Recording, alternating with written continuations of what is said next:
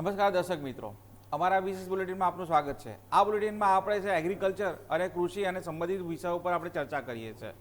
તો આ બુલેટિનમાં આપણે જોઈશું કે ગુજરાત સરકારે જે ઐતિહાસિક નિર્ણય લીધો છે, જે 75 વર્ષ જૂનો જે કાયદો હતો એની અંદર પરિવર્તન કર્યો છે। એટલે કહી શકાય કે આઝાદી પછી જે પ્રથમ વખત આ કાયદાની અંદર સુધારો આવવાની તૈયારી થઈ રહી છે। સાથે આપણે એ પણ જોઈશું કે સરકારે જે 75 કરોડની અંદર ક્યાં છે યોજના, સિંચાઈની યોજના અમલી કરી છે એના પર પણ નજર કરીશું। એ પહેલાં આપણે નજર કરીએ હેડલાઇન્સ ઉપર।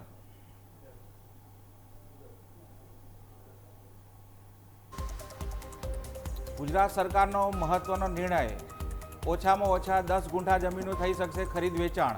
75 વર્ષ જૂના ટુકડા ધારામાં પ્રથમ વખત મોટો સુધારો। રાષ્ટ્રપતિની મંજૂરી બાદ રાજ્યભરમાં થશે અમલી।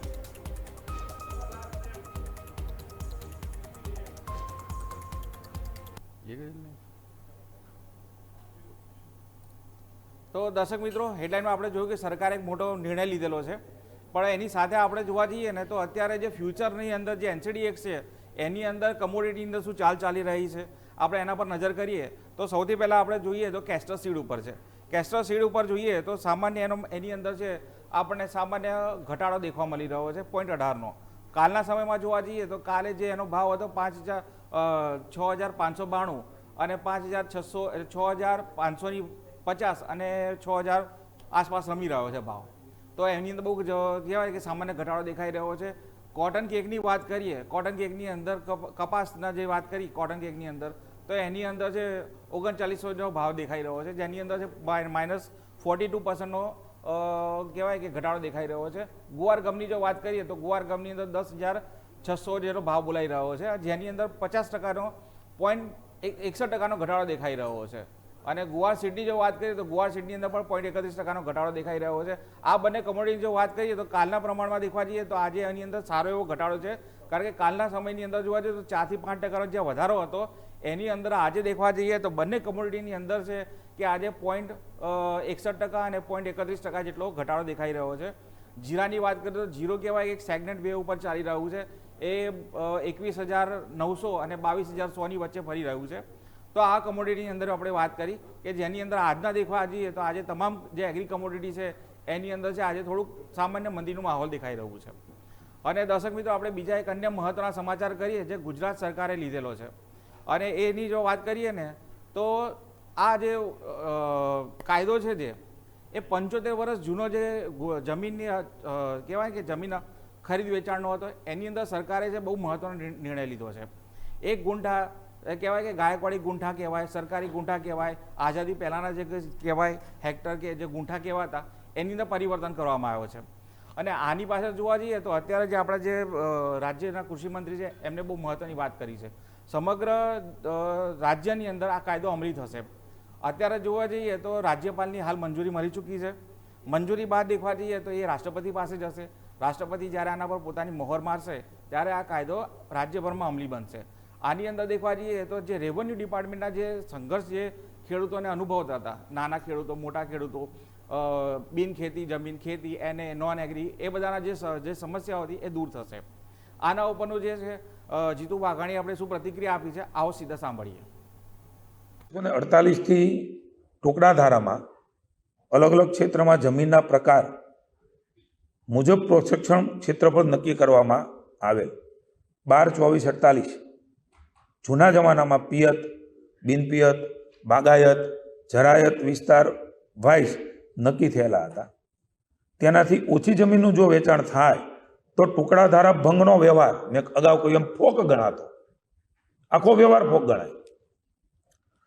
75 વર્ષ બાદ ખેતી ક્ષેત્રે માનની મોદી સાહેબે નવી ક્રાંતિ લાવ્યા છે। ભૂપેન્દ્રભાઈના નેતૃત્વમાં બહોળા પ્રમાણમાં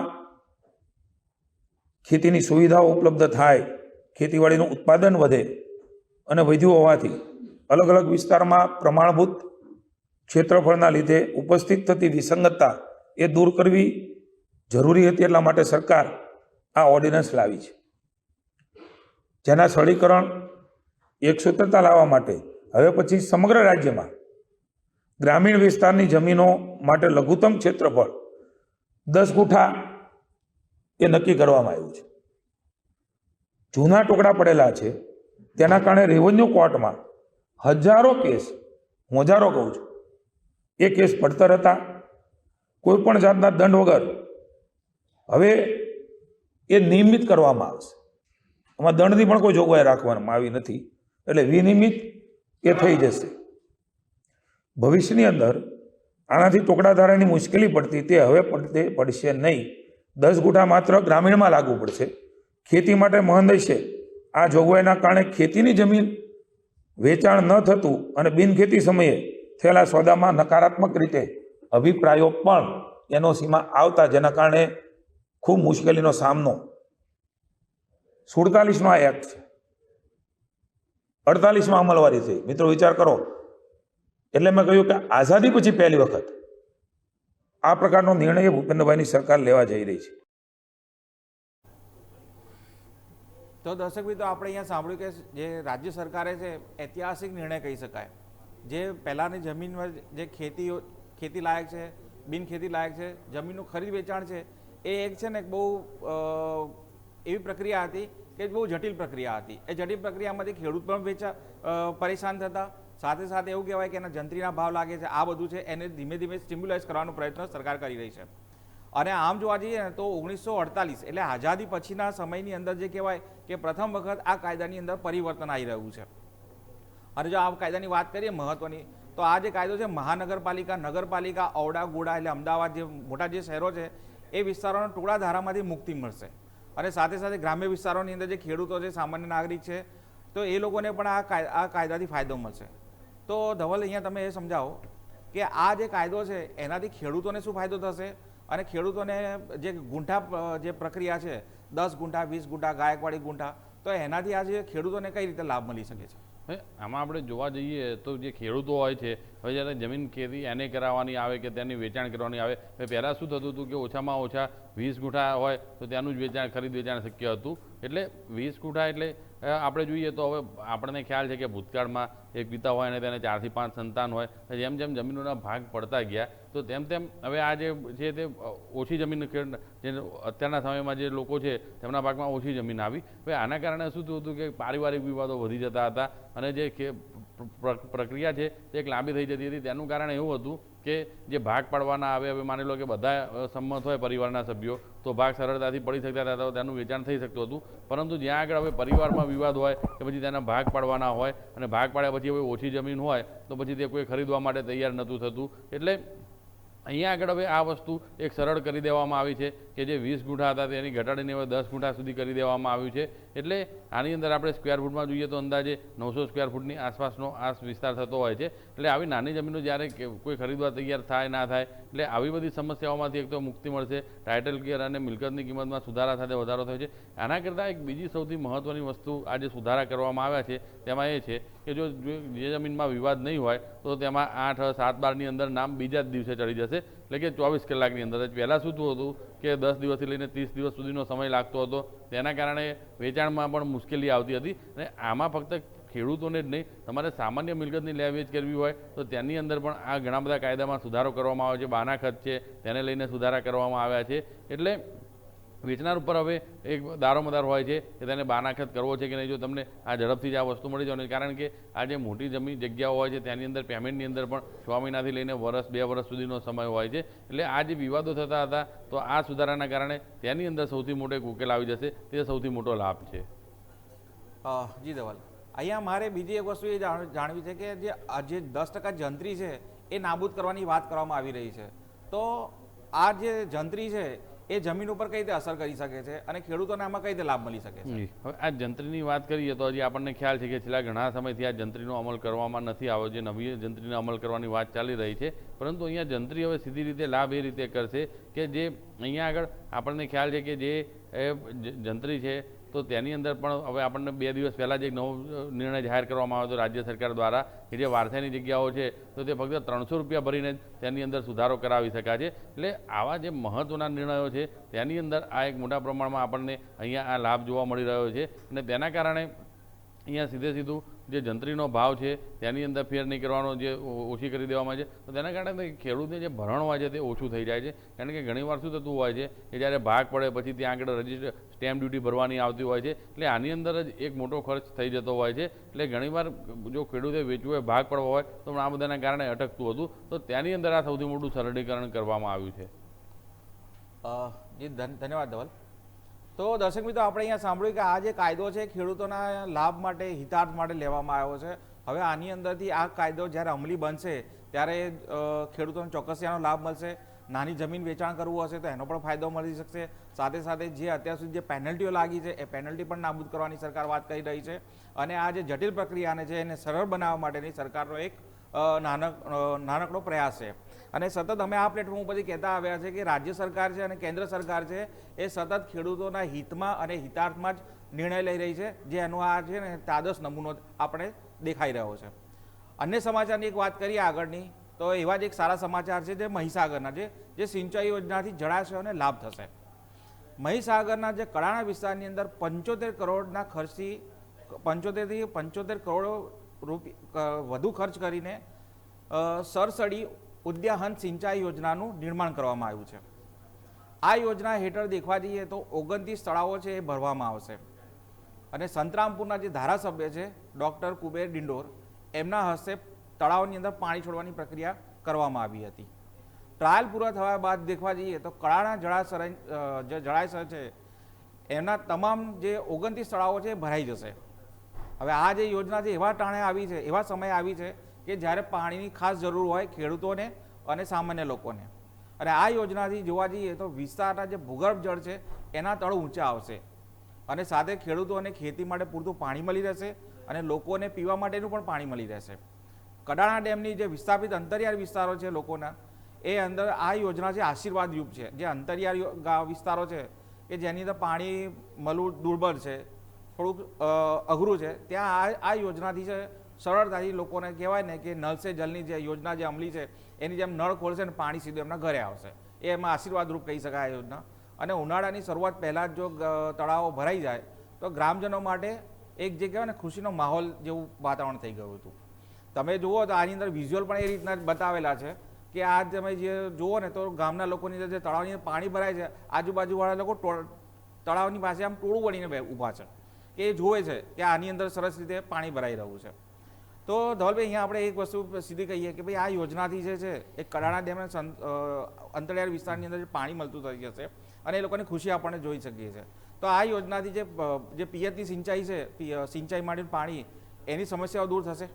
એ ચોક્કસ, કારણ કે આમાં આપણે જોવા જઈએ તો આ જે આખી એક સમસ્યા હતી તે વિસ્તારોમાં પીવાના પાણીની ખાસ હતી. કારણ કે આ વસ્તુ નર્મદામાં પણ હતી કે જ્યાં આગળ ડેમ આવેલો છે ત્યાંની આજુબાજુના જ વિસ્તારો તરસ્યા રહેતા હતા. એટલે એના દોડે 100 કિલોમીટર દૂર સિંચાઈની સુવિધા ઉપલબ્ધ થતી હતી જે ડેમ હોય તેના. પરંતુ આ બધા પહાડી વિસ્તાર હોવાના કારણે આજુબાજુના વિસ્તારના લોકોને એક સમસ્યા થતી હતી, તેમને પીવાનું પાણી ના મળે, સિંચાઈનું ના મળે. પરંતુ હવે આ જે યોજનાઓ શરૂ કરવામાં આવી છે તો તેના કારણે અહીંયા ખુશીનો માહોલ એટલા માટે જ છે કે જે વર્ષોથી જે માંગ હતી, જે તળાવો ભરવાના હતા, સિંચાઈ માટે પાણી જોઈતું હતું, તો હવે તે થશે પીવાનું પાણી દૂર ભરવા જવું નહીં પડે. એટલે આ બધા જે અલગ અલગ કારણો છે તેના કારણે ત્યાં આ બધા વિસ્તારોમાં ખુશી જોવા મળી રહી છે.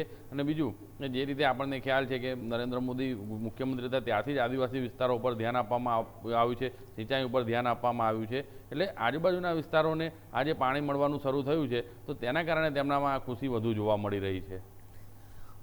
તો દ્રશ્યમાં તો આપણે જોયું કે અહીંયા જો આપણે કહીએ કે અહીંયા જો દ્રશ્યો પ્લે કરવામાં આવે તો દ્રશ્યો પરથી તમને દેખાશે કે ખેડૂતો કેટલા ખુશ થઈ રહ્યા છે, કેવી રીતે પાણીને વધાવે છે, ફૂલ હાર એનાથી પાણીને વધાવી રહ્યા છે. અને જે આપણા જે ધારાસભ્ય છે ડિંડોર સાહેબ, એ પણ એ ગ્રામજનો સાથે પાણીનો આવકાર કરી રહ્યા છે અને કે જયકારો બોલાવી રહ્યા છે. એટલી ખુશી છે એ આપણે જોઈ શકીએ છીએ આપણે આ દ્રશ્યો ઉપરથી. તો હવે અન્ય એક સમાચાર ઉપર જો વાત કરીએ તો ખેડૂતોમાં રોષ જોવા મળ્યો છે અને એ સમાચાર આવી રહ્યા છે દ્વારકાથી. દ્વારકાના જકાસિયા ગામની અંદર એક ખાનગી કંપનીનો છે ને ત્રાસ વધી ગયો છે.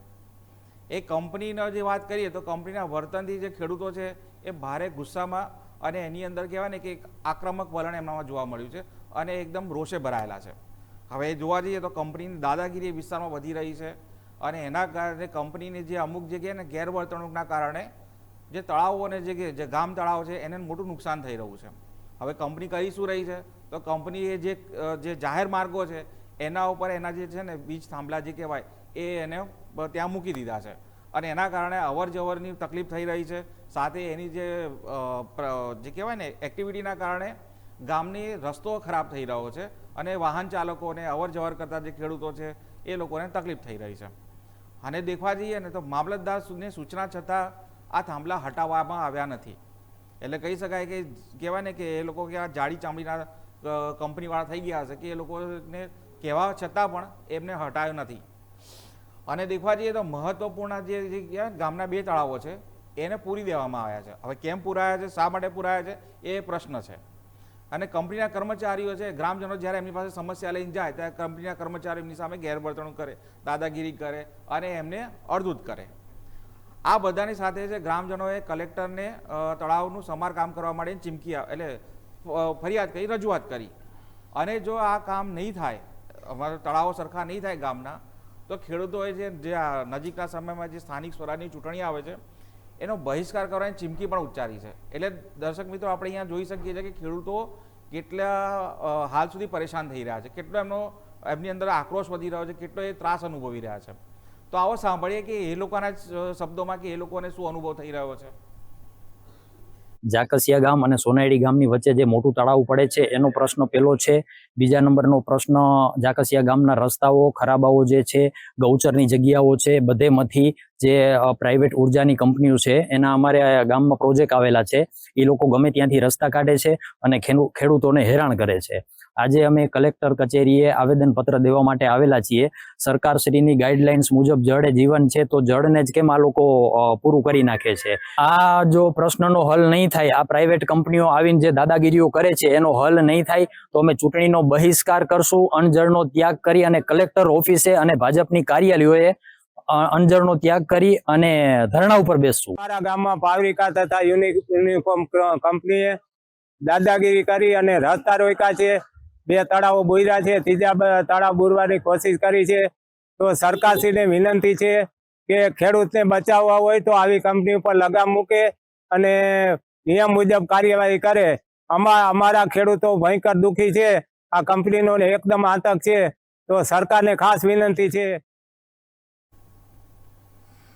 તો દર્શક મિત્રો, આપણે સાંભળ્યું કે ખેડૂતો છે જે રોષમાં ભરાયેલા છે એ એમની વ્યથા કહી રહ્યા છે કે ભાઈ સરકાર છે કે એની અંદર એમને કહેવાય કે ઇન્ટરવેન્શન કરે, સરકાર એમની વાત સાંભળે અને ખેડૂતોને જે કંપનીની દાદાગીરી છે એની સામે યોગ્ય અને શિક્ષાત્મક પગલાં પણ એ લોકો માંગ કરી રહ્યા છે. અને જો સરકાર નહીં કરે તો એમને ચીમકી પણ ઉચ્ચારી છે કે ચૂંટણી નહીં કરે અને આંદોલન કરશે.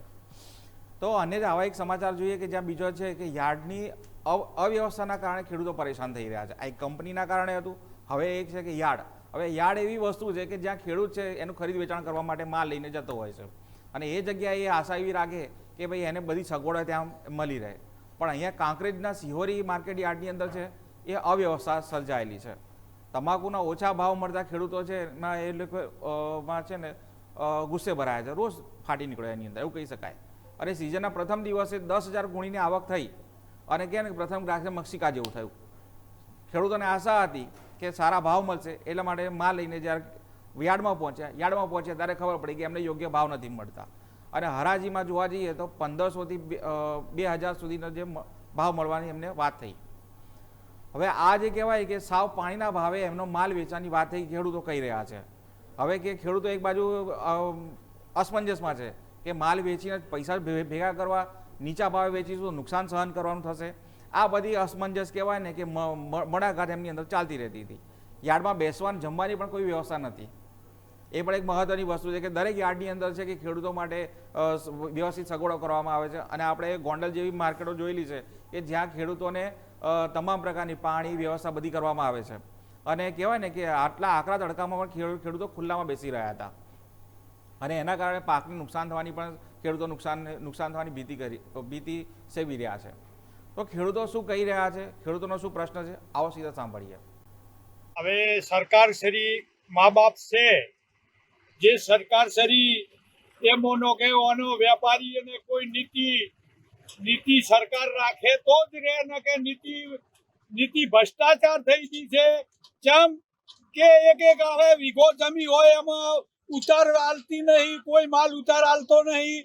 અને હવે આ ખેડૂતોને જ્યારે ખાતરનું હોય તારે બાપડા પીડાઈ ભૂસી મારીને લાવી છે એને છોકરાને શું ખવારવું? આ જે પૈસે વાળાને પૈસો જ ભેગો કરવો છે, બીજું કોઈ જગતનું જોવાનું નથી. હાલમાં તમાકુના ભાવ વ્યાજબી મને પોહાતા નથી. કેવા ભાવ તો તમારે પ્રમાણે 2500 થી 3000. તો જે આ વેપારીઓ જે આક્ષેપ કરે છે કે ભાઈ ખેડૂતો માટી લઈને આવે છે, માટી ખેડૂતો તાટપત્રીમાં લેવા વાળા ખેડૂતો છે, ખેડૂતોને કોઈ વોક નહીં.